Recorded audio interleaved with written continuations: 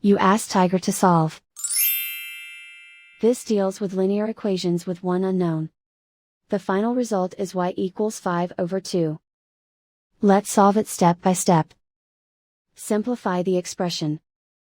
Simplify the arithmetic.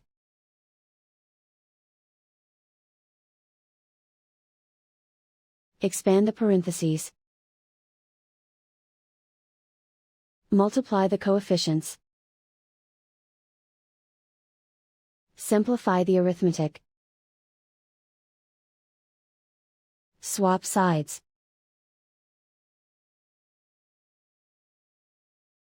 Group all constants on the right side of the equation.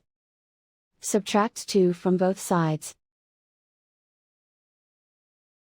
Simplify the arithmetic.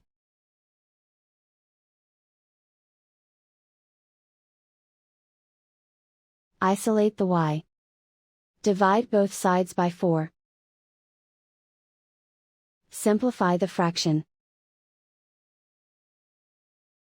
Find the greatest common factor of the numerator and denominator.